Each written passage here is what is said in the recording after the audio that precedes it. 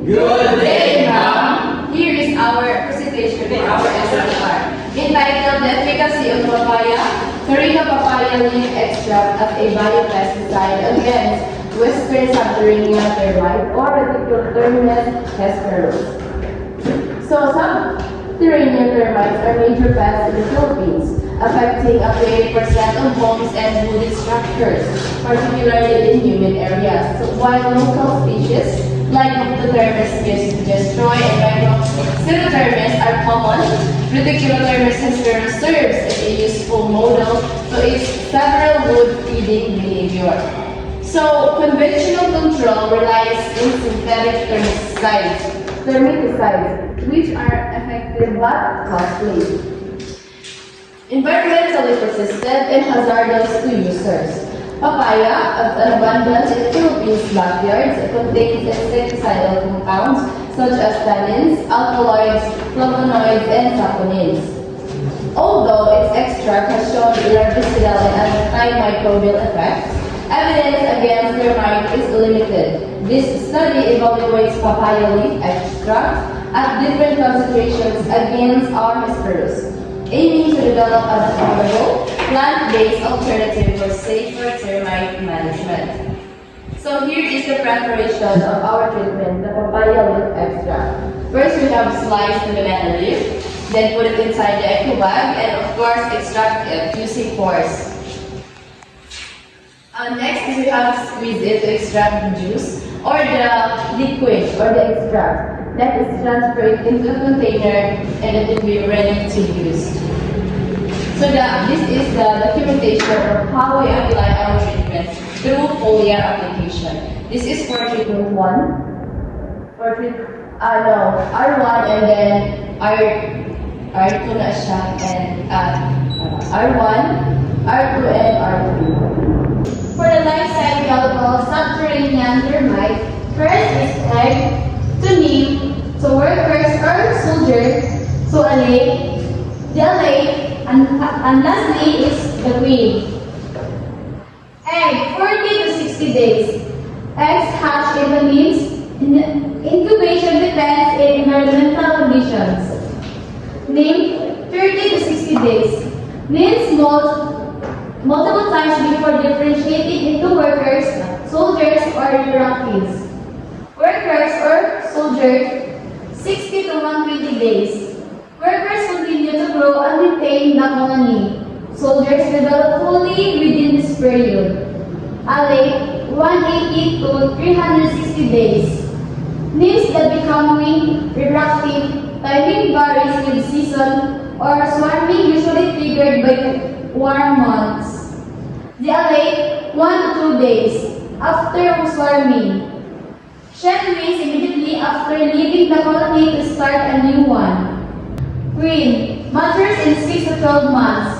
Begins egg laying to establish a new colony can take several years. Thought and discussion, mortality response of Reticulothermes hesperus to different concentrations of papaya leaf extract. So, worker termites of Reticulothermes hesperus were exposed to 3 concentrations of papaya leaf extract to evaluate its potential as a botanical biopesticide. Each treatment consisted of 15 worker termites per replicate, and mortality was recorded after 7 days of exposure. The results were assessed by comparing the average number of termites and percentage mortality across treatments.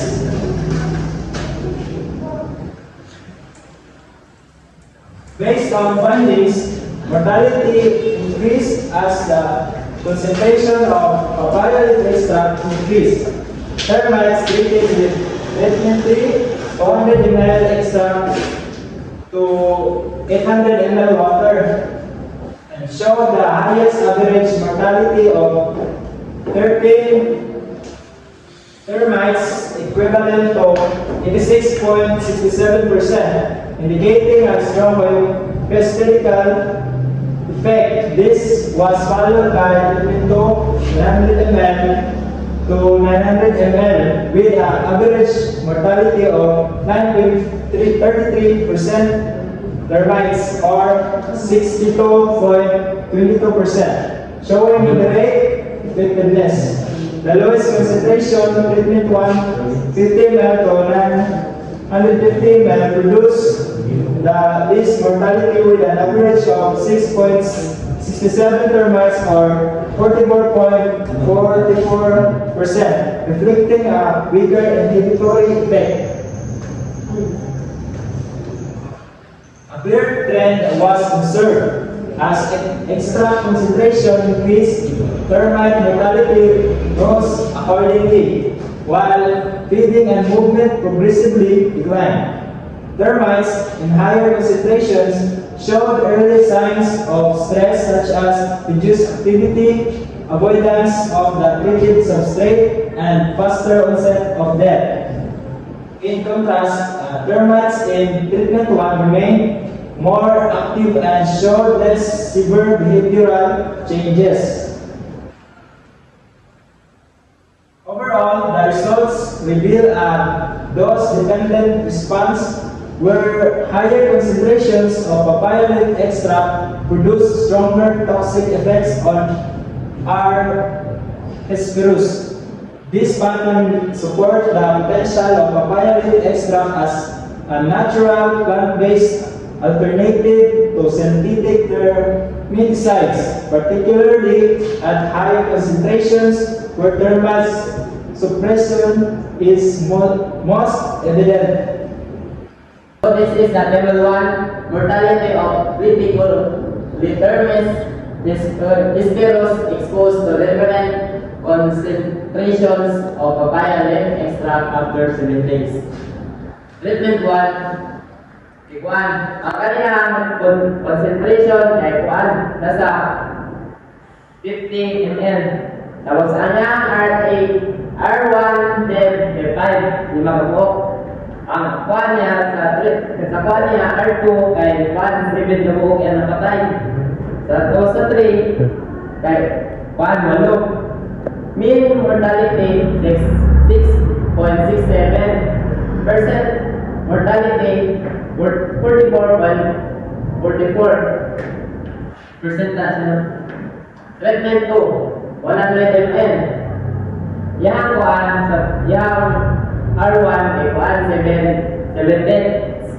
Tapos sa R2 kay 9 deaths. Tapos sa R3 kay 12 deaths. Mean mortality 9.33%.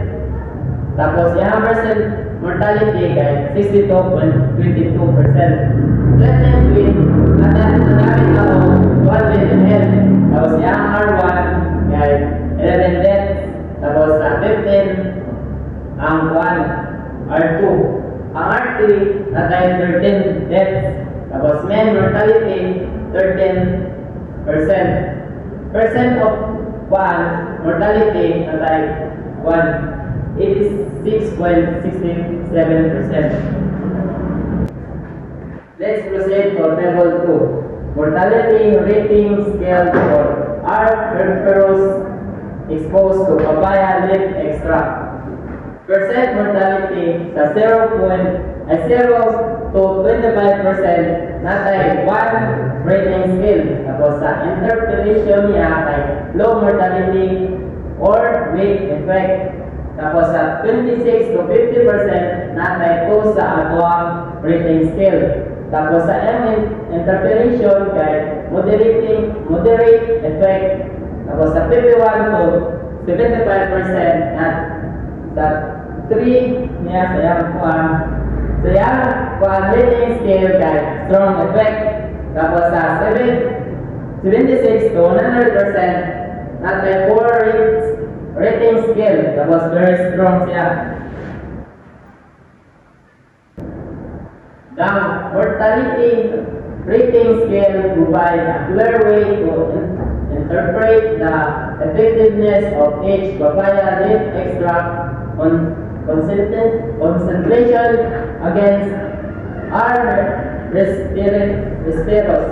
Treatment 1 ay natay 50 ml to 50 ml sa kuan sa 950 ml cause 44.44% mortality corresponding to rating 2 indicating a moderate effect sa atong treatment to natay 100 ml sa 900 result in 62.22% mortality classified as grade 3 showing a strong effect. The highest concentration treatment 3 nata sa kuan natay 200 ml sa ato 800 ml na siya liter na ay liter abi ang nila achieve 86.87% mortality falling under rating 4 which reflect a very strong effect. Best rating conferred in those depending response were higher concentration of extra consistently produce strong thermite suspicion. Summary and conclusion evaluation. The study aims to evaluate the efficacy of 3 concentration of papaya, carica papaya leaf extract, 50, 100, and 200 ml to 950, 800 liters of water. Tapos, as a biopesticides against Ridiculous termis, Hesperus, and non-choice feeding biocide will produce dependent effect the highest concentration. 200 ml to 800 ml cause the greatest termite mortality is 6.67% followed by 100 ml to 900 ml. The total is 62.22% while the lowest concentration 50 ml to 950 ml resulted in the least mortality 44.44%.